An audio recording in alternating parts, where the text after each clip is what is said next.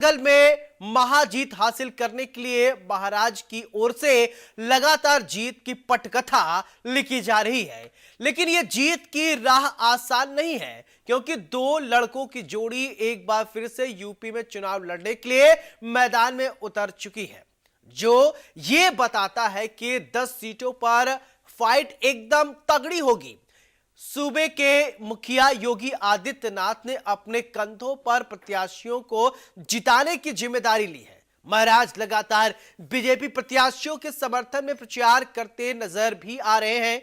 चुनाव आयोग ने 9 सीटों पर चुनाव कराने का ऐलान कर दिया है, लेकिन मिल्कीपुर पर बवाल मचा हुआ है। इसलिए आज इंडिया न्यूज उत्तर प्रदेश उत्तराखंड डंके की चोट पर कह रहा है, उपचुनाव में 2 लड़के तैयार, मिल्कीपुर पर क्यों तकरार।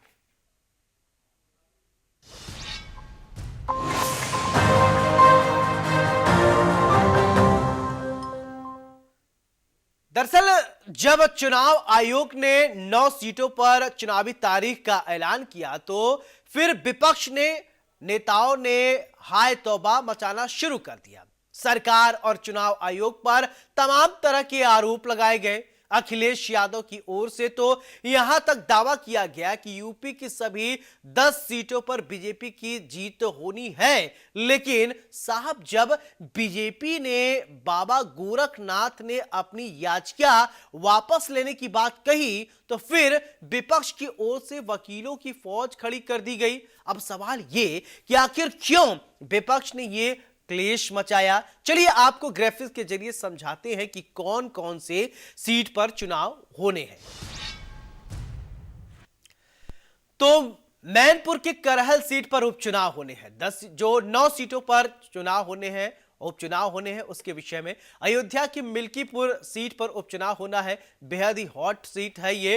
अंबेडकर नगर के कटेहरी सीट पर उपचुनाव होना है, और मुरादाबाद के कुंदरकी सीट पर उपचुनाव होने हैं, ये सीट समझिए। और अलीगढ़ के खैर सीट पर उपचुनाव होने, 10 सीटों पर चुनाव होने, जो कि 9 फाइनल हो गया अभी। और कौन कौन से ये समझिए, ग्राफिक्स के जरिए आपको बता रहे हैं। मुजफ्फरनगर के मीरापुर में उपचुनाव होने हैं। मिर्जापुर के मझवा सीट पर भी उपचुनाव होना है। ये जहां जहां उपचुनाव है, ग्राफिक्स के जरिए आपको बता रहे हैं। बहरहाल 2 सीटों पर कांग्रेस चुनाव लड़ेगी, तो वहीं 8 सीटों पर समाजवादी पार्टी चुनाव लड़ती हुई नजर आएगी। बीजेपी ने हालांकि अपने उम्मीदवारों का ऐलान नहीं किया है, लेकिन दोनों ही दलों के लिए चुनौती बड़ी है। अब ऐसे में सवाल तो बनता है, सवाल ये कि उपचुनाव का रण किसका पूरा होगा प्रण। मिल्कीपुर पर क्लेश क्यों, बीजेपी वर्सेस अखिलेश, 2 लड़के तैयार, मिल्कीपुर पर क्यों तकरार, 2 लड़कों की जोड़ी, योगी होंगे उपयोगी, ये इंडिया न्यूज के सवाल हैं। और इन्हीं सवालों के साथ हम चर्चा में आज पूछेंगे। ये सवाल आप देख पा रहे हैं, 2 लड़कों की जोड़ी, योगी होंगे उपयोगी, ये सवाल है, ये बड़ा सवाल बनता है। तो सवालों को दागने का सिलसिला शुरू किया जाए, उससे पहले आपको सुनाते हैं कि सियासी दलों का इस पूरे मुद्दे को लेकर क्या कुछ कहना है, सुनिए। मुख्यमंत्री जी अयोध्या में कई बार गए और चुनाव से पहले चुनाव की तैयारी के लिए गए। उन्होंने बीएलओ हटाए, उन्होंने सभी अधिकारी हटाए और अपनी मर्जी से जो उनकी सेवा कर सकते हैं वो अधिकारी पोस्ट कर दिए। और कई बार उन्होंने इंटरनल सर्वे कराया, अपने जाने के बाद भी इंटरनल सर्वे कराया। उसमें उन्हें लगा कि वो हार रहे हैं, इसीलिए जानबूझ करके वहां का चुनाव नहीं होने दे।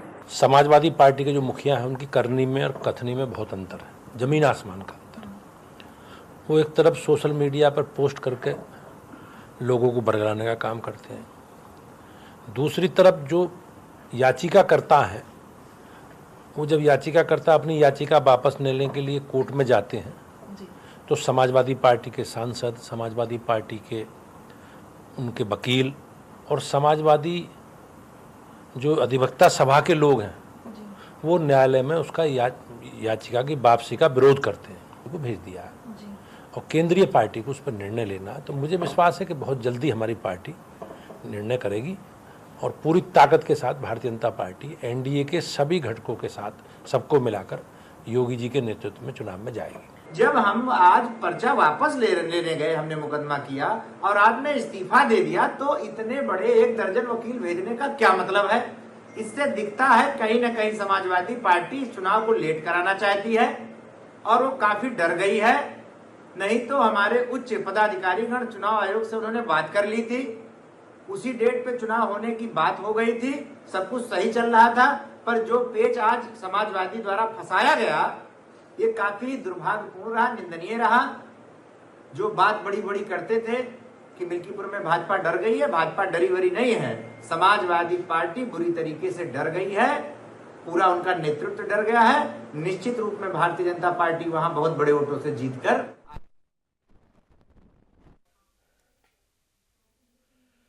तो मैनपुरी के करहल सीट पर उपचुनाव होने हैं। यूपी के किन 10 सीटों पर दंगल है वो समझिए आप। अयोध्या का मिल्कीपुर उपचुनाव, अंबेडकर नगर के कटेहरी सीट पर उपचुनाव होने हैं और बेहद ही दिलचस्प इस बार का चुनाव होने हैं।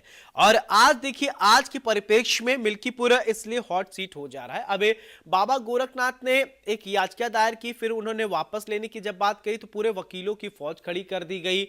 अब इधर कांग्रेस और समाजवादी पार्टी के बीच में बातें फिट हो गई हैं। पहले ये हो रहा था कि झटका लगेगा, लेकिन हाँ, ये कांग्रेस ने और समाजवादी पार्टी ने साफ कह दिया कि हम साथ मिलकर चुनाव लड़ेंगे।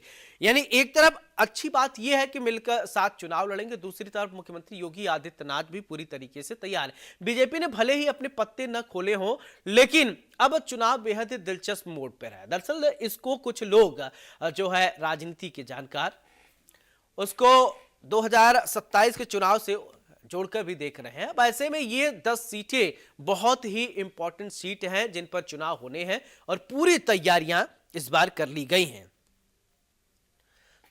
तो ऐसे में कई सवाल खड़े होंगे और इन सवालों को हम जानेंगे, समझेंगे। और हमारे साथ एक खास पैनल जुड़ेगा। उपचुनाव में सपा और कांग्रेस में सीटों का बंटवारा हो गया है। उधर बीजेपी ने भी सहयोगियों के साथ मिलकर अपनी तैयारियां पूरी कर ली है। अब देखना होगा कि जनता किसका साथ देगी। तो वहीं मिल्कीपुर को लेकर बीजेपी और विपक्ष में तकरार जारी है। बाबा गोरखनाथ ने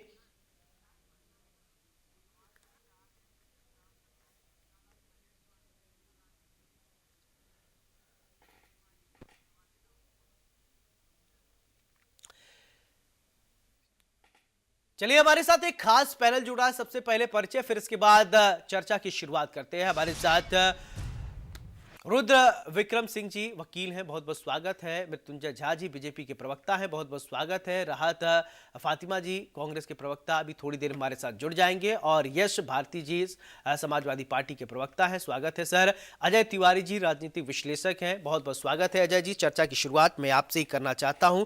देखिए, अखिलेश यादव और कांग्रेस के बीच में, या यूं कहें कि दो लड़कों की जोड़ी जो है एक बार फिर से हिट होगी, सुपर हिट होगी, उसको लेकर अभी हम नहीं कहेंगे, लेकिन हाँ, इनमें सहमति बन गई है। अब कांग्रेस और समाजवादी पार्टी मिलकर चुनाव लड़ेंगे। लेकिन एक पेच फंस रहा है मिल्कीपुर को लेकर। जब गोरखनाथ ने कहा, बाबा गोरखनाथ ने, कि अब हम याचिका वापस लेंगे, तो पूरी वकीलों की फौज खड़ी कर दी गई है। यानी वहां पर क्या समाजवादी पार्टी चाह रही कि चुनाव लेट हो ना हो? पहले एक आपका विश्लेषण सर, फिर इसके बाद हमारे साथ तो समाजवादी पार्टी के प्रवक्ता है, वो अपना पक्ष रखेंगे ही। तिवारी जी। सारा जी, सबसे पहले तो मैं आपको और आपके पैनलिस्ट को प्रणाम करते हुए भारत देश की 140 करोड़ से ज्यादा जनताओं को सादर प्रणाम करता हूं और आने वाली दीपावली की बहुत बहुत बधाई देता हूं। और एक बहुत इंपॉर्टेंट बात बताना चाहता हूं, इस उपचुनाव में या चुनाव में या जो भी चुनाव आज के परिवेश में हो रहे हैं, आप समझिए सौरभ जी कि जब राजस्थान, छत्तीसगढ़ और मध्य प्रदेश का चुनाव हो रहा था, तब भारत देश का एक से एक पैनल व्यक्ति, एक से एक विशेषज्ञ व्यक्ति ने यह साबित किया था कि चुनाव कांग्रेस कहां जीत रही है और कहां हार रही है। ठीक वही अभी थोड़ी देर पहले चुनाव हुआ जम्मू कश्मीर और हरियाणा में, जिसमें भारत देश के प्रत्येक मैगजीन, प्रत्येक एनालिसिस ने यह साबित कर दिया कि हरियाणा में कांग्रेस की सरकार बन रही है। ऐसी स्थिति में अभी उत्तर प्रदेश के 10 विधानसभा पर चुनाव है और 10 विधानसभा पर लोगों का दावा है कि अखिलेश जी जीत जाएंगे, योगी जी का बल प्रयोग होगा, योगी जी काम आएंगे। लेकिन अब समय बदल गया है सौरभ जी। सौरभ जी, जनता ने सबसे बढ़िया काम किया है, वह यह देखने का काम किया कि मुझे किधर जाना है। आप देखिए, हरियाणा में सरकार बनी और दो आदमी, ऐसे आदमी, एक विपिन गोयल और एक राजेश नागर, जिन्होंने अपने ही बल पर, किसी मोदी के बल पर या किसी व्यक्तित्व के बल पर नहीं, जनता में काम करने वाले की इज्जत आज है, जिसकी बदौलत विपुल गोयल और राजेश नागर जैसे व्यक्तियों ने चुनाव जीता।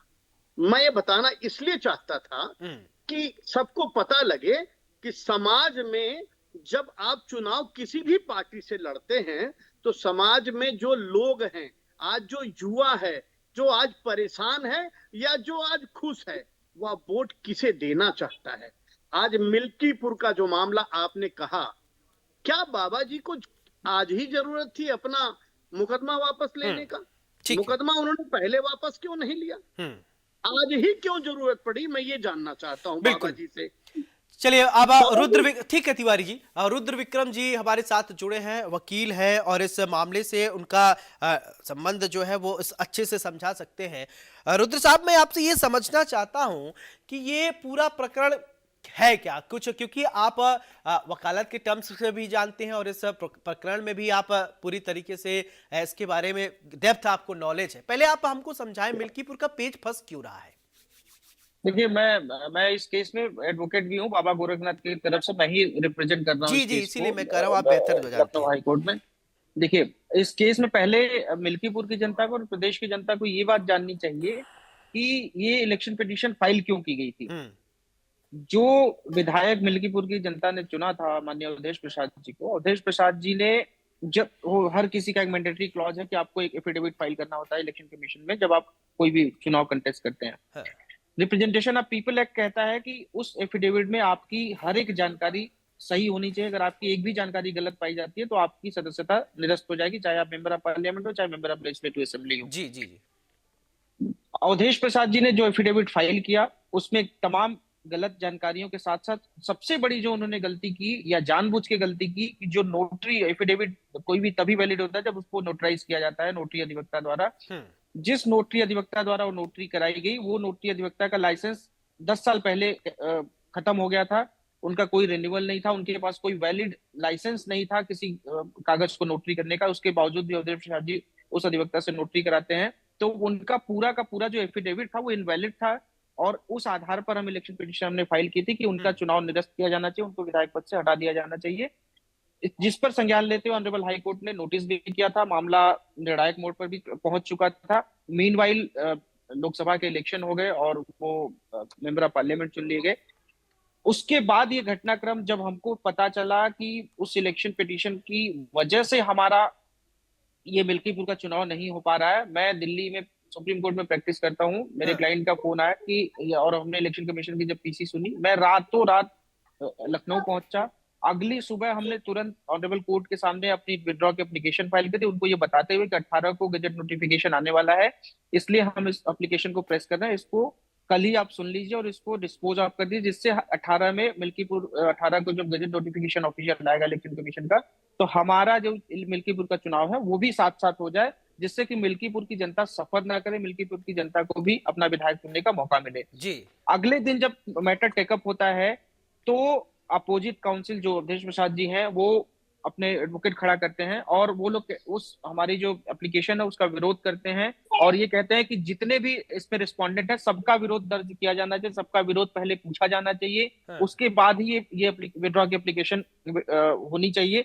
तो अब ये बताइए कि जो लोग बाहर ये कहते हैं कि जंग को टाल रहे हैं और खुद अंदर आके दूसरी बातें करते हैं और वकील साहब केवल वकील वाले पहलू बताइए। वकील साहब नहीं, राजनीति में आप बताइए, आप मुझे मत बताइए मुझे क्या वकालत वाले पहलू बताइए। आप भाजपा प्रवक्ता मत बनो, उसके लिए मृत्युंजय झा है। ठीक है भैया, आपको पक्षकार, आप वकील है, उसका पक्ष जानने के लिए, कानूनी पहलू जानने के लिए आपको मुझे समझ लेते, मैं आपके पास आ रहा हूँ। यस जी, मैं आपके पास आ रहा हूँ, मैंने कहा कि टर्म समझ लेता हूँ, फिर इसके बाद आपसे सवाल बयानबाजी शुरू कर रहे हैं। नहीं, अभी वो तो बता रहे थे पिटीशन को लेकर, अभी तो ये तो वापस लेने को तैयार है। सर, मैं आ रहा हूँ, बस 2 मिनट आपके पास है, 1 मिनट में आ रहा हूँ। अखिलेश यादव जी ट्वीट पे आ गए, जंग हारी और जंग लड़ने, इसीलिए मैंने उनको नहीं, कहा मुझे नहीं कुछ नहीं, बोलने के आप लिए ये कानूनी दाव पे समझ लेते हैं, फिर सर आप बोलिएगा ना। यस जी। हाँ। मुझे कुछ बोलने के लिए समाजवादी पार्टी के प्रवक्ता का प्रमाण पत्र नहीं चाहिए, तो आप कृपया शांत रहिए। मैं आपसे बात नहीं कर रहा, मैं अपनी आपको बात कह प्रमाण रहा पत्र दे भी नहीं रहा, हूँ। आप इस नहीं वकील की हैसियत से आए, उस हैसियत मैं से हैसियत ठीक को है पूरा वकील करें। साहब, नहीं, मेरी हैसियत आप चलिए ठीक है। अपना काम करिए। मैं एक बार सबके जो पास ऐसा चला है जाता ना, हूँ। चलिए आपको यश जी लगता है आप मुझे बोले, सपा ठीक का है। प्रवक्ता रुद्र जी मैं बना के आपके रखा पास है, तो आता मैं सपा का हूँ। प्रवक्ता ठीक है बनूंगा। यश साहब, मैं यश जी, भाजपा और वकील साहब यश आपका भारती जी, प्रवक्ता यश नहीं जी, बनूंगा। चलिए मैं आपको बोलने का मौका देता हूँ। यश जी मैं ये समझना चाहता हूँ तो कि पहले ये हो रहा था कि मिल्कीपुर में चुनाव नहीं हो रहा है, अब जो जिन्होंने पिटीशन दायर किया वो वापस लेना चाह रहे हैं, तो कि नहीं अब चुनाव हो जाना चाहिए, साथ में हो जाना चाहिए। पहले आप लोग कह रहे थे खूब हो हल्ला हुआ, तो क्या कोई दिक्कत है क्या अगर साथ में चुनाव हो जाता है तो?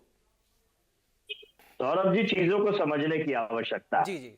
इनका काम है केवल चीजों को पेचीदा बनाना, उलझाना, और जब उलझन इनके सर पे आ जाए तो उसको और बड़ा उलझन में की तरफ ले जाना। आप ये बताइए, इन्होंने रिट क्यों लगाई थी कि चुनाव रद्द हो जाए और अवधेश प्रसाद जी विधायक ना रहे। अगर उन्होंने गलत किया है तो एक चीज, दूसरी चीज, अभी ये विद्वान वकील साहब जो बता रहे थे कि अवधेश प्रसाद जी ने जो एफिडेविट दिया है और नोटराइज नहीं होने के कारण वो खत्म हो जाना चाहिए, और जिस नोटरी से नोटराइज कराया उसका 10 साल पहले खत्म हो गया है, तो इसमें दोषी कौन? अब ये वकील साहब का बार काउंसिल से रद्द हो गया मसला क्या नहीं हो गया, या फिर भी सलाहकार बन के बैठ जाए और या टीवी चैनल पे आके वकील बन के बैठ जाए, तो दोषी कौन?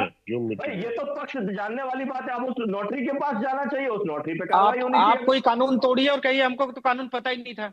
अरे ये वकील साहब, कोई आप बात प्रवक्ता नहीं मत होती है। बनो ना, मुझे कहने दो नहीं, ना, मुझे मेरी बात देखिए प्रवक्ता मत वकील बनो, साहब इसीलिए मैंने कानून आपको के टोक दिया जानकार था। हैं, अब कानून को बेहतर समझते होंगे तभी तो वकील है साहब। दिख रहा यस है जी। कि आप भाजपा के प्रवक्ता बन के बात करना चाह रहे हो, इसीलिए आप शांत हो जाए, थोड़ा मुझे बोलने अरे दें। क्यों इतना भाजपा से डर रहे हैं आप? चारों तरफ भाजपा ही दिख रहा है आपको। मृत्युंजय जी जो मैं आ रहा इन्होंने हूँ, सुन लीजिए, बताया मैं आपके पास आऊंगा, आप जो इसका कानूनी पक्ष इन्होंने बताया कि अगर वो कानूनी पक्ष है तो उस पक्ष के हिसाब से तो नोटरी के ऊपर कार्रवाई होनी चाहिए। तो नोटरी के ऊपर जाते कि भाई तुम्हारा 10 साल पहले अगर मसला लाइसेंस खत्म हो गया है तो क्यों किसी को नोटरी? अभी ये बता दीजिए कि मिल्कीपुर में चुनाव होना चाहिए कि नहीं? जब देखिए 4 जून, ठीक है, अभी होना चाहिए कि नहीं, वो मैं पूरी तैयार है, बात, ठीक है, अब ठीक है, चुनाव कराने के लिए तैयार होना चाहिए कि नहीं ये बता दिए भारती साहब। सौरभ जी मैं वही तो पूरी बात कह रहा हूँ, सुन लीजिए ना। हाँ। 4 जून को लोकसभा का परिणाम आ गया, 12 जून को अवधेश प्रसाद जी ने विधानसभा से इस्तीफा दे दिया विधानसभा अध्यक्ष को। हाँ। अब 12 जून के बाद अब इनको ख्याल है इतने दिन से क्यों, ये तो यही चाहते थे ना कि सीट रिक्त हो जाए, चुनाव हो, उसमें अवधेश प्रसाद जी विधायक ना रहे, तो ये 4 महीने तक क्यों खींचा उस बात को? अब अवधेश प्रसाद जी ये कह रहे हैं कि जो आपत्ति इनकी थी उसमें सबका बात आ जानी चाहिए, तो उसमें दिक्कत क्या है? ये 4 महीने तक क्यों शांत थे? ये तो स्पष्ट था कि उपचुनाव होना है, अब क्यों नहीं रेट वापस ली? चले ठीक है, एक बार चर्चा में सबको ले आता हूं, फिर दोबारा मैं आपके पास आता हूं। राहत फातिमा, ठीक है, राहत फातिमा जी मेरा सवाल आप, ठीक है सर, रफत जी हमारे साथ है। रफत जी मेरा सवाल आपसे कि चलिए आप लोगों की सहमति बन गई, समाजवादी पार्टी और कांग्रेस के बीच में सहमति बन गई है, 8 सीटों पर समाजवादी पार्टी, 2 सीट पर कांग्रेस चुनाव लड़ रही है, खुश हैं आप? देखिए, जिस तरीके से जो सीट शेयरिंग का मामला है वो शीर्ष नेतृत्व ने तय करा है, और साथ ही ये भी है कि उपचुनाव में आपस में बातचीत करके ये सीट शेयरिंग हुई है। और दूसरी बात ये कि भाजपा को हराना और संविधान और लोकतंत्र की लड़ाई है, उसमें हर तरीके से कांग्रेस ने सपोर्ट करने की बात करी थी। तो इस इंडिया अलायंस में हम जितनी भी जो सीटें मिल रही है उस पर हर सीट पे मजबूती से लड़ेंगे, क्योंकि अलायंस है हमारा, तो हम हर सीट पे मजबूती से लड़ेंगे, और जो 2 सीट है उस पे भी हम लोग जो है पूरी तरीके से लड़ाई करेंगे।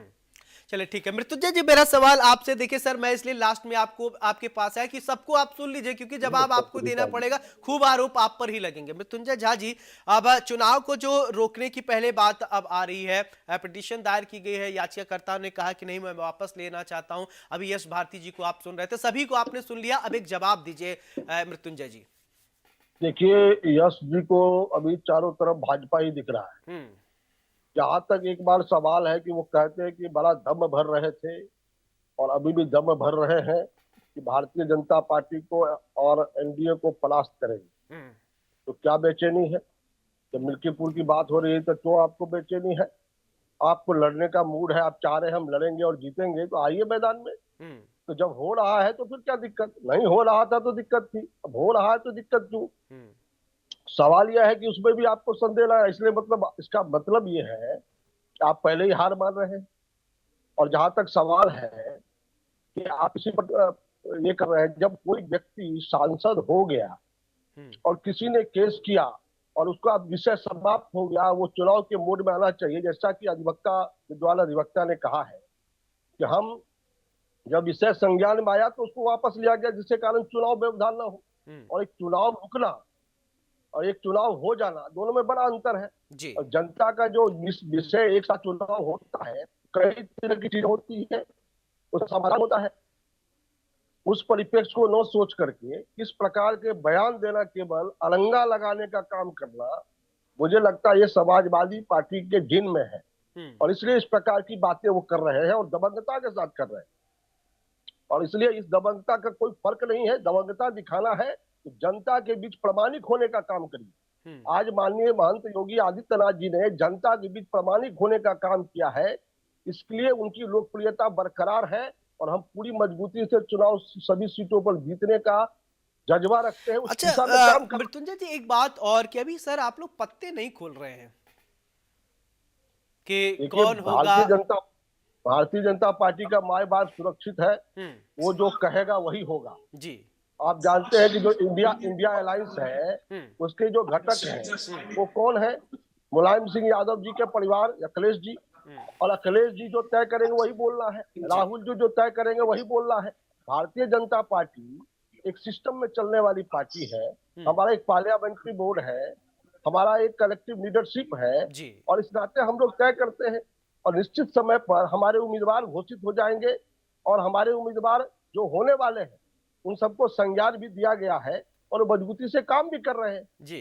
और भारतीय जनता पार्टी एक विचार है और विकास के आधार पर चुनाव लड़ते रहे हैं, उस विचार के आधार पर चुनाव लड़ते रहे हैं और इसलिए विचार के साथ उत्तर प्रदेश की जनता खड़ी है और निश्चित रूप से उस दिशा में हम काम करेंगे। जो भी हमारा उम्मीदवार घोषित होगा जी वो जीत करके आएगा, ठीक है, कोई शक और शुबा की बात नहीं। ठीक है झा साहब, ठीक है। अजय तिवारी जी, आप कुछ कहना चाह रहे थे बीच में, आप तक मैं नहीं आ पाया था, बोलिए सर, कुछ क्या कहना चाह रहे थे? सौरभ जी, हमने सभी को सुना। अदली सिंह साहब, वकील साहब से मैं शुरू करना चाहता हूं।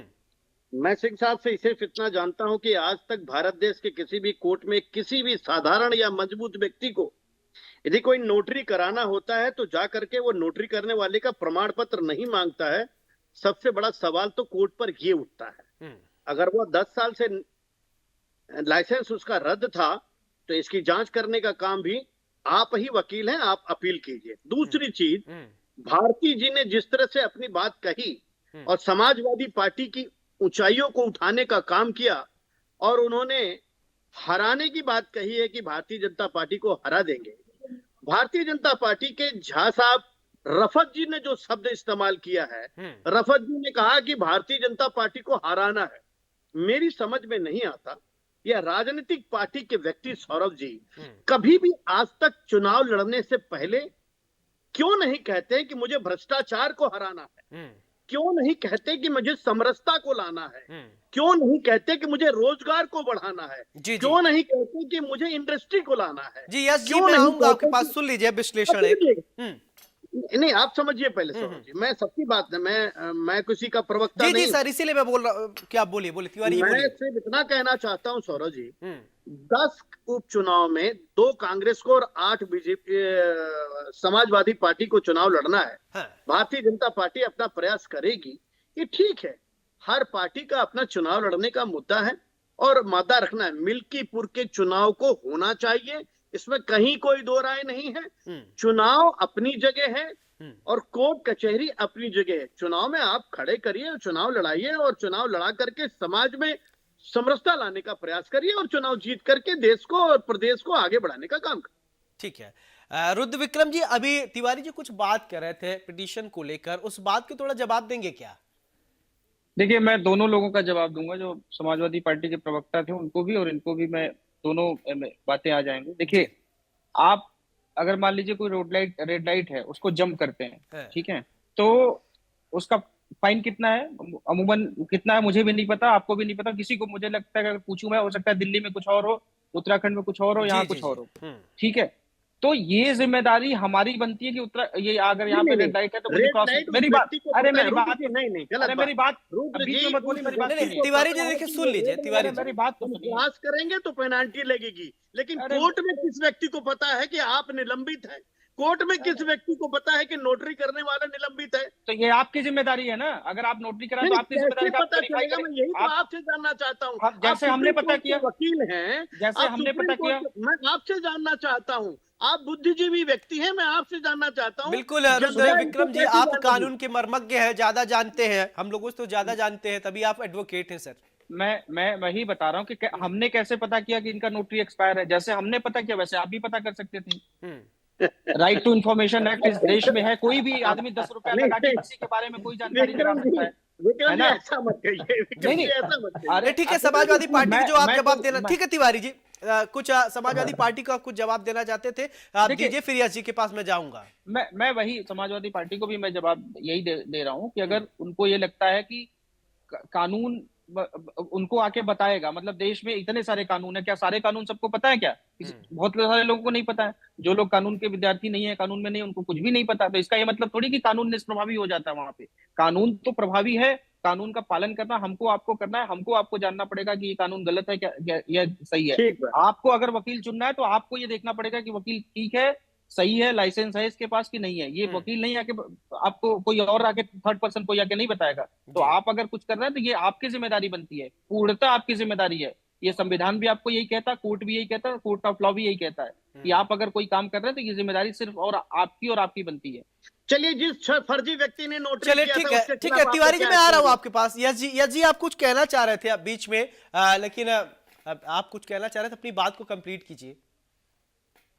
सौरभ जी, हमारे विद्वान अधिवक्ता साहब जो सुप्रीम कोर्ट में वकालत करते हैं, देश की सर्वोच्च न्यायालय, उच्च न्यायालय, सब जगह पे वो बात करते हैं। और मुझे सबसे पहले, अब अगली बार आप इंडिया न्यूज में बुलाएं तो पहले अपना प्रमाण पत्र जरूर दिखा दीजिएगा, वैलिड है कि नहीं है, रिन्यूअल कब कराया था, कब नहीं कराया था, आप क्या कौन कौन है, किसी पे मुकदमा तो नहीं है, किसी पे क्या नहीं, कोई कानून की पूरी जानकारी होनी चाहिए।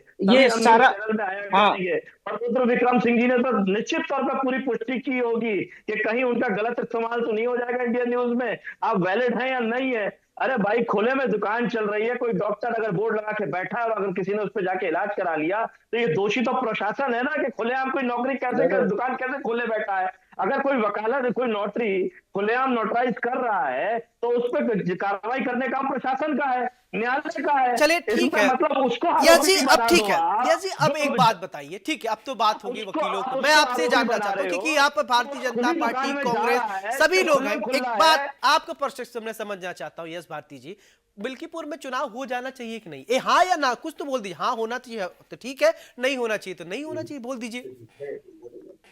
सौरभ जी, मैंने बड़ा स्पष्ट कहा, चुनाव तो हर जगह होना चाहिए। वन नेशन वन इलेक्शन वाले ये बता दें कि इतने उपचुनाव हो क्यों रहे हैं, क्यों अपने जिसकी जगह पे वो दोषी है, क्यों अपने विधायकों को लोकसभा का चुनाव लड़ाया? उन्हें नहीं मालूम था कि अगर जीत जाएंगे तो उपचुनाव हो जाएगा, आर्थिक बोझ पड़ेगा। यही थ्योरी तो है ना कि one nation one election. Akhilesh ji भी विधायक थे, सांसद हो गए सर। अखिलेश जी भी हमारे विधायक थे, सांसद हो गए। सौरभ जी, मेरा पक्ष मुझे कहने दीजिए। आप असंतुष्ट हो सकते हैं पर मेरे पक्ष को आने दीजिए। तो ये one nation one election theory वाले ये अपनी बात रखते हैं, हम तो one nation one election theory को एक्सेप्ट करते ही नहीं, क्योंकि वो पॉसिबल नहीं है। ये केवल एक जुमला है, जुमला बोल देते हैं बार बार गुमराह करने के लिए। अब मिल्कीपुर पे आ जाइए भाई, ये 4 जो हमारे अवधेश प्रसाद जी जो सांसद चुने गए, जिनके रिक्त करने के कारण ये सीट पे चुनाव होना है, 4 जून को वो चुन लिए गए, 12 जून को उन्होंने इस्तीफा दे दिया। तो आपकी मंशा पर सवाल उठता है कि जब सीट रिक्त हो गई तब से लेकर 4 महीने तक आपने क्यों नहीं आप अपना केस वापस लिया, या उस पार्ट पे दूसरे पार्ट पे क्यों नहीं आए कि अब सीट तो रिक्त हो गई है, अब नोटरी पे कार्रवाई हो, नोटरी करवाने वाले पे कार्रवाई हो। लेकिन आप तो चीजों को उलझा के रखे थे कि आपको नहीं पता था कि उपचुनाव होगा और उसमें ये पेच अड़ेगा कि मसला न्यायालय में है। तो चीजों को उलझा तो आप ही रहे थे ना। हम तो चलिए हमेशा ठीक है, चुनाव के पक्ष में मृत्युंजय झा रहे जी हैं। जवाब दीजिए चुनाव से सर। भागने वाले ठीक लोग है नहीं यस जी, हैं। सौरभ मृत्युंजय झा जी सौरभ जी, जवाब बहुत दीजिए, अच्छा कौन शब्द है, उलझा रहा है, सौरभ कौन जी। सुलझा रहा है? सौरभ जी, एक अंतिम बात बहुत मेरी, अच्छा निवेदन था कहावत मेरी, है। अंतिम बात हो जाने मैं दीजिए। यश जी को सुनाना सौरभ जी, चाहता निवेदन हूँ है वो मेरी, अंतिम कहावत। बात हो जाने दीजिए। हाँ कहावत हाँ सवाल ठीक आपने है, सुनो बोल पूछा भैया, लीजिए। था। ठीक है मृत्युंजय जी, इनको कहावत सुन सुनो। लीजिए फिर आता हूँ। मृत्युंजय झा साहब चुप होंगे तब मैं बोल पाऊंगा ना, दर्शकों नहीं को तो एक ही आवाज नहीं, आएगी। आपका मुझे बोलने दीजिए आप मृत्युंजय झा साहब, मेरा आप समय ये है, यश जी मेरा ये समय है, सुन मुझे बोलने लीजिए। दीजिए मृत्युंजय झा अरे साहब, आपके समय पे आप बोलिएगा। आपका बोलना बंद हो अब गया था सवाल- तो ये शुरुआत हो गई, आप नया फिर शुरू कर दिए। चलिए बोल लीजिए आप, हम बोलने के लिए स्वतंत्रता तो दिए ही हुए हैं, सवाल बोलिए। सवाल ये उठता है, उत्तर प्रदेश में भारतीय जनता पार्टी की डबल इंजन की सरकार में जितने उपचुनाव हुए हैं, चाहे वो स्वयं योगी जी ने अपनी लोकसभा छोड़ी हो तो वो हारे हैं, उप मुख्यमंत्री केशव प्रसाद ने सीट छोड़ी हो तो वो सीट हारे हैं, हिंदू मुसलमान के नाम पे दंगा कराने वाला इन्होंने कैराना रोल मॉडल बनाने की झूठी कोशिश की हो, जिसमें इनके उसी सांसद को माफी मांगनी पड़ी जिसने झूठ फैलाया था, वो कैराना हारे हैं। लगातार विधानसभा चलिए चुनाव हारे, ठीक है यश जी, चुनाव हो जाने दीजिए, फिर इसके बाद हम बात कर लेंगे इस पर। ठीक है यश जी, आपकी बात आ गई, ठीक है, बात आ गई सर। यश जी आ गई आपकी बात। चलिए अब तो चुनाव होने दीजिए सर। चलिए झा साहब कुछ कह रहे थे आप, कौन उलझा रहा है मामले, कौन सुलझा रहा है, स्पष्ट कीजिए। सौरभ जी एक कहावत है, बहुत पॉपुलर है, हाँ। भैंस के आगे बीन बजाए भैंस करे पंगुराई। अब समझ लीजिए, इतनी सारी बातें इनको बताई गई, समझ में नहीं आ रही है कि किस एंगल को लेना चाहते हैं। मैं आपको बताना चाहता हूँ, जब माननीय अध्यक्ष जी जब ले रहे थे, पहले आप बोलने दीजिए, अब बोलने दीजिए। प्रकाश डालिए ना, इन्होंने जब जब इन्होंने नोटरी की बात की, अब बताइए जो जनप्रतिनिधि होने जा रहा है वो इतना कॉन्शियस नहीं है कि हम जिस पेपर अथॉरिटी से साइन कराने जा रहे हैं उसके पास अथॉरिटी है कि नहीं है, तो वो किस प्रकार की सियासत की बात करते हैं।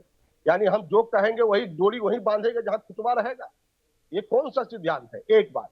दूसरी बात, कानून की बात जब होती है, कानून की जब बात होती है, जब कानून की बात होती है तो कानून के जो टेक्निकल पॉइंट है, जब कोई न्यायालय में मामला होता है और जब न्यायालय का मामला होता है तो उसका संज्ञान अन्य को भी लेना चाहिए। जब न्यायालय में वो वापस पिटीशन लेकर के मिल्कीपुर में चुनाव का रास्ता साफ करना चाह रहा है तो आपको बेचैनी किस बात की है। आप कह रहे हैं कि सारे उपचुनाव हम हार जाते हैं, तो फिर मिल्कीपुर पर क्यों आपको डाउट लग रहा है। सवाल यह उठता है कि आप दोनों तरफ सुर और मुरमुर एक शब्द है, तो इधर भी नहीं उधर भी नहीं, आप हैं किधर। तो आज भी आपका एजेंडा सेट नहीं हो पा रहा है कि आप बीजेपी को हराने, मोदी योगी को हराने की योजना बना रहे हैं कि ठीक तिवारी जी ने कहा कि आप चाह रहे यूपी का डेवलपमेंट हो, आप रहे जनता से सरोकार के जो विषय मुद्दे वो आगे आने चाहिए। आपको इससे मतलब नहीं है, आपको यह मतलब है कि कैसे सत्ता का मलाई फिर वापस मिल जाए, कैसे हम भ्रष्टाचार में डूब सके, कैसे हम यूपी के जनता को लूट सके, कैसे हम आतंक का माहौल खड़ा कर सके। देखिए अब यह बात जनता बहुत आगे निकल चुकी है, आप उस सियासत की बात सोच रहे हैं तो सपने देखना बंद कर दीजिए। अब जिस प्रकार का यूपी जिस दिशा में चल पड़ा है, अब योगी जी के नेतृत्व में और पूरा एनडीए मजबूती के साथ लड़ेगा और आप पीछे मत भागने की कोशिश करिए, सुर मुड़मुड़ मत करिए, आप मैदान में आइए और जो अच्छी चीजें हो रही है आप उसका स्वागत कीजिए, वहां की जनता को भी चुनावों में भागीदार होने के लिए रास्ता साफ करिए। और जब आप इस प्रकार की बातें होती है तो नकारात्मक ऊर्जा लेकर के आप काम करेंगे तो कभी सकारात्मक धरातल पर नहीं उतरेंगे। ठीक है रफत जी, मिल्कीपुर सीट को लेकर आपका क्या मानना है, चुनाव होना चाहिए या नहीं होना चाहिए? आप भी अपनी प्रतिक्रिया दीजिए, क्योंकि आप और समाजवादी पार्टी तो साथ साथ ही हैं। जो यश जी कहेंगे हो सकता है वही आप कहें, हो सकता है कुछ आप अलग सोचती हूँ, अपनी बात रखिए। सौरभ जी, इस पे मिल्कीपुर पे जिस तरीके से जो हालात बन रहे हैं साफ साफ जाहिर कर रहे हैं कि ये वहां से हार रहे, सर्वे बता रहे हैं कि वहां से हार रहे, तो इनकी ये घबराहट है तो मिल्कीपुर में चुनाव नहीं हो रहा है। वरना कानून और संविधान की किस तरीके से धज्जियां उड़ाई जाती है इनकी पार्टी में वो सबको पता है, कौन कानून मान रहा है कौन संविधान मान रहा है ये सबको पता है। तो मिल्कीपुर का चुनाव ना कराना, हारना जीतना तो चुनाव के बाद होगा ना, नहीं चुनाव ही हो जाए पहले। सौरभ जी सर्वे बताते हैं कि क्या क्या हो रहा है। अयोध्या में इन्होंने इतने सारे हथकंडे अपना लिए तो इनका क्या हाल हुआ था वो सबने देखा है। अब मिल्कीपुर से इनको डर लग रहा है तो इनकी घबराहट बता रही है कि वहां से अभी ये चुनाव नहीं करवाएंगे। तो ये वन नेशन वन इलेक्शन की भी बात हो रही थी, जिस तरीके से यह हर देश में चुनाव जो एक साथ कराने की बात करने वाले ही लगातार जिस तरीके से कई कई चरणों में अपने सुविधा अनुसार चुनाव कराते हैं, जहां पे इनको लगता है जहां पे इनकी हार हो रही है, जहां पे इनकी जीत हो रही है, उस तरीके से सारी संस्थाओं को अपने कब्जे में करते हैं और चुनाव इस आयोग तरीके से कराता है इलेक्शन हो कि रहे हैं। पार्टी कराती है? चुनाव आयोग तो चुनाव आयोग को भी, चुनाव आयोग की भी क्या स्थिति है वो भी हम देख रहे हैं, पूरा देश देख रहा है, जनता देख रही है। जनता जिस तरीके से जनता जो दे रही है वोट, आप उस वोट को देख किस तरीके से चुनाव आयोग का इस्तेमाल करके उसको वो कर रहे हैं, जो ये संस्थाओं का दुरुपयोग करा जा रहा है इनकी पार्टी द्वारा। अभी बात हो रही थी कि योगी जी के चुनाव आयोग पर सवाल उठा रहे हैं, ठीक है, जो हालात है वो भी दिख रहा है, बिल्कुल सवाल उठा रहे हैं। अभी चलिए मृत्युंजय झा जी एक प्रतिक्रिया दीजिए। देखिए मैंने तो सुना है कि पार्टी चुनाव नहीं कराती है, चुनाव आयोग पर चुनाव कराता है, लेकिन आप चुनाव आयोग पर फर्जी सवाल खड़े करें। मृत्युंजय झा जी छोटा सा बिल्कुल इतने देर में रिजल्ट को जो है दिखाना बिल्कुल गंभीर है, बहुत गंभीर मामला है ये। आप जो है विपक्ष के जो है रिजल्ट को देर से दिखाते हैं, उसको सही से जो है आप कई राउंड के बाद आप दिखाते हैं रिजल्ट, तो ये गलत चुनाव आयोग भी वो कर रहा है पूरी तरीके से। अभी चुनाव आयोग को प्रेस कॉन्फ्रेंस आपने सुना होगा, तो ठीक है, उसने स्पष्ट किया था क्या वजह थी। चलिए ठीक है, बोलिए झा साहब क्या कह रहे थे? नहीं सौरभ जी, मैं ये कहना चाह रहा था, एक विशेष प्रकार का जीव है, जब वो गुस्साता है तो खंभा को नोचता है। सवाल यह है कि जब इनको कहीं कुछ समझ में नहीं आता है तो सीधे बीजेपी और बीजेपी के सिस्टम पर आघात करते हैं। वो भी दिख रहा है, साहब खंभा कौन नोच रहा है वो दिख रहा है। सरकार जब खंभा नोचता है ना तभी जो है जनता जो है खंभे तले कुचलती है। हमारा एजेंडा पता होना चाहिए आपको, इनका एजेंडा भ्रष्टाचार है, हमारा एजेंडा है विकास कितना हो रहा है वो भी पता चल रहा है। यूपी में कितना विकास है जरा बताइए ना, यहाँ पे बैठकर, यहाँ पे बैठ के बताइए ना कुशासन का माहौल, विकास कितना चला है, कितने शौचालय बना दिए, कितने सिलेंडर मैं आपके पास आऊंगा, सबसे एक प्रतिक्रिया ले लेता हूं। अपने राज्यों को धूल झसरित करें और चाहते हैं कि राज्य का ऐसा माहौल बनाए जो हम पुराने तरफ से अखंड वो राज्य कर पाए, जिसमें सारे प्रकार के करतूत अपनाए जाए। आप देखिए किस प्रकार से केवल बीजेपी पर अटैक करके, केवल बीजेपी सारे करतूत अपना तो रहे हैं आप लोग, कर रही है, उस पर अटैक करके आप बच नहीं सकते हैं। आपके ऊपर भ्रष्टाचार के आखंड डूबे इसका पूरा रिपोर्ट है। और जिस प्रकार के आप आतंक का जो गलबैया करके जो उत्तर प्रदेश के अंदर सपा के लोग राजनीति करते थे, आज उनकी दुकानें बंद हो गई है। ठीक है, कांग्रेस के लोग जो भ्रष्टाचार का अड्डा बनाते थे, आज कांग्रेस की क्या हैसियत हो गई। कांग्रेस आज स्थिति उत्तर प्रदेश में 2 सीट पर सिमट गया। जो बड़ा कांग्रेस पार्टी है आज उसकी हैसियत ऐसी होनी चाहिए। आप अपनी स्थिति संभालने की कोशिश करिए, जनता लोकसभा में आपको दिखा दिया है कि आपकी स्थिति क्या हो रही है। हम छोटे भाई स्थिति बदल रही है, आप घबराइए ना। उत्तर प्रदेश में बड़े भाई की भूमिका में काम कर रहे हैं, मजबूती से आए हैं, लेकिन कांग्रेस पार्टी आज 2 सीट पर आकर के अपनी औकात दिखा रही है कि हम कहां पहुंच गए। अब भी आप संभलिए, अब भी आप अच्छे रास्ता को चुनिए तो कांग्रेस की संभावनाएं हो सकती थी। हम तो कहते हैं, माननीय नरेंद्र मोदी जी खुलेआम कहते हैं कि आइए, आप आकर के चुनौती देने के लिए तैयार होइए। आपने देखा होगा जम्मू कश्मीर के अंदर परिणाम आया, मोदी जी ने उसका स्वागत किया और वहां उमर जी ने भी स्वागत किया। तो इसलिए पॉजिटिव एनर्जी के साथ देश को आगे बढ़ाना, प्रदेश को आगे बढ़ाना, इस प्रकार से एजेंडा से अगर पार्टियां काम करेगी तो इस प्रकार की स्थिति नहीं होगी।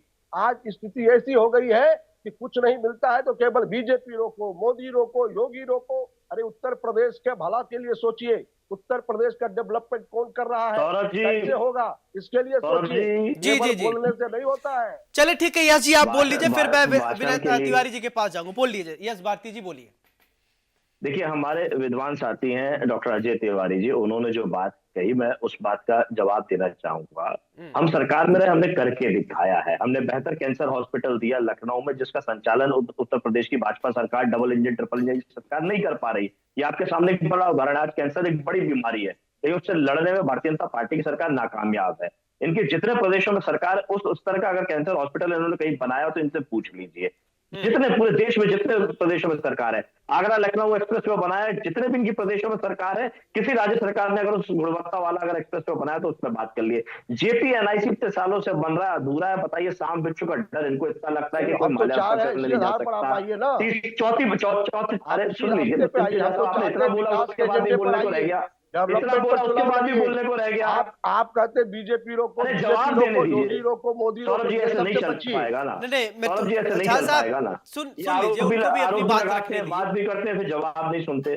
ठीक है, बोलिए बोलिए तमाम यश साहब, जब आप पूरा आप लखनऊ का चक्कर लगाएंगे तो विकास दिख जाएगा कि समाजवादी सरकार में क्या हुआ 5 साल में माननीय अखिलेश यादव जी के नेतृत्व में, और 7.5-8 साल में योगी सरकार है, डबल इंजन की सरकार है, ट्रिपल इंजन की सरकार है। तुलना कर लें, किसी भी एक बड़े काम से तुलना कर लें, कौन सा इन्होंने डेवलपमेंट का काम चाहे लखनऊ को चाहे प्रदेश को दिया हो, तो बात कर लें। एम्स की बात करते हैं, 2 जगह एम्स के लिए जमीन दी, लेकिन एक भी जगह एम्स चालू नहीं कर पाए ये पिछले 7.5 साल में, 10 साल में मोदी सरकार में। तो ये दिखता है कि नाकामयाबी ये ठीक है केवल सर, चीजों से बरगलाने और ठीक है, ढकने का काम ठीक करते है हैं। यश जी, आपकी बात आ गई, JPNIC विश्व ठीक है। स्तरीय एक बिल्डिंग बने, पुलिस हेडक्वार्टर हमने ठीक है दिया, अजय, तमाम ठीक है, बातें की थी, एक छोटा छोटा फाइनल कमेंट की तरफ हम चलेंगे क्योंकि अब हमारे पास ज्यादा वक्त नहीं है, ज्यादा वक्त नहीं है। तिवारी जी, मैं चाहूंगा विश्लेषण रफत जी को लेकर आप कीजिए। रफत जी ने चुनाव आयोग के मंशा पर भी सवाल खड़े किए हैं, उसको लेकर अभी ठीक है सर, ठीक है, फाइनल कमेंट में सबको मौका दूंगा, थोड़ा थोड़ा सब लोग अपनी बात रखिएगा मिल्कीपुर को लेकर, लेकिन रफत जी ने एक बात चुनाव आयोग को लेकर कही है तो उसका मैं चाहूंगा अजय जी विश्लेषण करें, क्योंकि ईवीएम पे बहुत सवाल खड़े होते हैं, अभी भी खड़े होंगे, और चुनाव आयोग को भी इन्होंने कह दिया है, और बीजेपी चुनाव करवाती, चुनाव आयोग कराता है। इसको एक लेकर छोटा सा विश्लेषण करिए, फिर इसके बाद एक एक करके फाइनल कमेंट लूंगा मैं।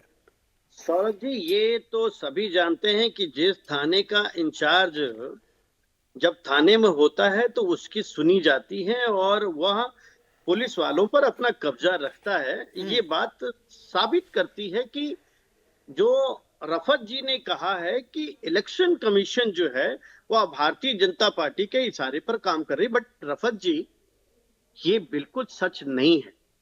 इलेक्शन कमीशन हो या भारत देश का कोई ऑफिसर हो, उसको अपनी ड्यूटी, अपनी नौकरी की चिंता भी होती है, क्योंकि जेल वो जाता है, पार्टी वाले जेल नहीं जाते हैं। ऐसी स्थिति में इलेक्शन कमीशन से कोई लेना देना नहीं है कि मिल्कीपुर में चुनाव हो या ना हो। जहां चुनाव होगा कोर्ट के हिसाब से, इलेक्शन कमीशन के हिसाब से वह अपनी ड्यूटी लगा देगा और इलेक्शन कमीशन उसको देखेगा और भली भांति चुनाव कराएगा। और ईवीएम की बात जहां तक है, ईवीएम में हरियाणा में भी हुआ, आप देखिए हुड्डा जी ने 22 विधानसभा पर अपील की और सुप्रीम कोर्ट ने उसे खारिज किया। क्यों? क्योंकि आपने देखा हरियाणा में कहीं पर जो ईवीएम था वो 53% चार्ज था, कहीं पर 93% चार्ज था, कहीं पर 80% चार्ज था। ये सबका दायरा हो सकता है कि ये इतना चार्ज क्यों था, बट आज भी वह ईवीएम मशीन जितनी काउंटिंग आज की हुई है वही काउंटिंग 4 महीने बाद भी हो सकती है। उस ईवीएम मशीन में काउंटिंग कराने का काम इलेक्शन कमीशन को दोबारा करना चाहिए, ऐसा मैं मानता हूं। यदि किसी तरह की कोई स्क्रूटनी करानी हो, जब मैं विद्यार्थी था, छात्र संघ में था, मैं कानपुर से पढ़ा लिखा हूं, उस समय भी स्क्रूटनी होता था कि यदि विद्यार्थी को शंका है कि हमने जो लिखा है उसमें मार्क्स 10 की जगह 8 मिले हैं, तो दोबारा कॉपी जाती थी। तो ये इलेक्शन कमीशन की ड्यूटी बनती है कि कहीं भी इलेक्शन हो रहा हो, यदि कोई सवाल उठाता है तो उसे खारिज करने की बजाय उसकी जांच की जाए। और भारती जी ने एक बहुत बड़ी बात कही है, मैं भारती जी को कहना चाहता हूं। भारती जी ने कहा कि हमारे राज्य में ऐसा हुआ, ऐसा हुआ, ऐसा हुआ। भारतीय जनता पार्टी कहती है कि हमारे राज्य में ऐसा हो रहा है, ऐसा हो रहा है, ऐसा हो रहा है। इनको मालूम नहीं है इन लोगों, भारत देश के सबसे बड़ी कॉन्स्टिट्यूंसी उत्तर प्रदेश है, जिसमें 402 विधानसभाएं होती हैं, लेकिन आज भी उत्तर प्रदेश की जनता बाहर के चलिए ठीक है, विश्लेषण आपने कर दिया। अब ठीक है, आज के मुद्दे पे हम रहेंगे, मुद्दे से इधर उधर डील लेंगे क्योंकि ये जरूरत था विश्लेषण, इसलिए हमने कहा कि आप विश्लेषण कीजिए। ठीक है यश जी, मैं समझना चाहता हूं फाइनल कमेंट ये है कि चुनाव हो जाए तो अच्छा है कि नहीं हो, या डिले आप लोग करना चाह रहे हैं, इसको लेकर भी थोड़ा स्पष्ट करें, क्या मंशा है आपकी? सौरभ जी, निवेदन है, बात पूरी आने दीजिएगा। देखिए, मंशा तो हमारी पूरी थी कि चुनाव हो, 10 की 10 सीट पे हो। ये पेच अड़ा किसने अड़ाया, और वापस अभी लेना था तो पहले वापस क्यों नहीं लिया, ये तो स्पष्ट बात है। अब तो हम कह रहे हैं जो आरोप हम पे लगाया था वो बाकी सब लोगों की भी तो राय ले लीजिए, जो बाकी सब है। हम तो लोकतंत्र पे विश्वास करते हैं ना, तो सबकी रायशुमारी करिए ना। हम यही बात तो कह रहे हैं। आपकी मनमानी से काम नहीं चलेगा ना, कि आपने कहा कि हम चुनाव निरस्त कराना चाहते हैं, नोटरी एफिडेविट ये सब गलत था, तो बाकी भी प्रत्याशी है, उनकी भी रायशुमारी ले लीजिए, उनके भी आरोप आने दीजिए अगर आपके आरोप है तो। दूसरी बात, चुनाव आयोग के ऊपर जो आरोप लगते हैं वो समय समय पर प्रमाणित होते हैं। चंडीगढ़ मॉडल नहीं भूलना चाहिए कि नगर निगम के चुने हुए पार्षदों को अगर वोट डालना नहीं आता है, किस तरीके से अधिकारियों ने उनके अधिकारों का आनंद किया और सुप्रीम कोर्ट में बेइज्जत हुई सरकार, चुनावी व्यवस्था पूरी बेइज्जत हुई और देश में दुनिया में बेइज्जत हुई। वही काम भारतीय जनता पार्टी की सरकार कर रही है। पहले सबसे ज्यादा अगर अविश्वास ईवीएम को लेकर किसी ने बनाया है तो भारतीय जनता पार्टी के लोगों ने बनाया, जिन्होंने किताब छापी, लालकृष्ण आडवाणी जी ने उसका विमोचन किया, इनके सांसद थे, प्रवक्ता थे।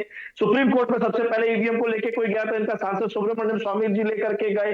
सड़कों पे कोई उतरा तो किरीट सोमैया जी मुंबई में इनके इलेक्ट्रॉनिक एक्सपर्ट को लेकर के घूमे, लोगों के बीच में अविश्वास दिखाया। ऐसा कोई मंच नहीं था जहां चुनाव आयोग को और ईवीएम को बदनाम करने का काम, अविश्वास पैदा करने का काम भारतीय जनता अच्छा पार्टी ठीक ने है, किया। यह चीज एक आपको याद होगा, ठीक है, यह चीज एक छोटी एक बात मैं सौरभ कर जी, आज अगर हम उसको निरंतर रख रहे ठीक है, हैं यह जी। तो आप भारतीय जनता पार्टी पीछे यस जी, भाग रही है। आपको याद होगा बीच में ऐसे आरोप लग रहे थे तो चुनाव आयोग ने एक प्रेस कॉन्फ्रेंस रखी, उसने कहा कि आइए सेमिनार रखा, आप ईवीएम को हैक करके दिखाए। कोई राजनीतिक पार्टी नहीं गया। क्यों सर? गए होते हैक करके दिखा देते कि लीजिए भाई ऐसे हैक हो रहा है, ऐसे हम ये बटन दबा रहे हैं, यहाँ पी कर रहा है, यहाँ कर रहा है, ये पी की आवाज आ रही। अब जाते रहे, चुनाव आयोग ने ऊपर एक मंच दिया था सभी राजनीतिक पार्टियों को, वो बीजेपी, कांग्रेस, चाहे जितने भी पार्टी, कोई नहीं गया।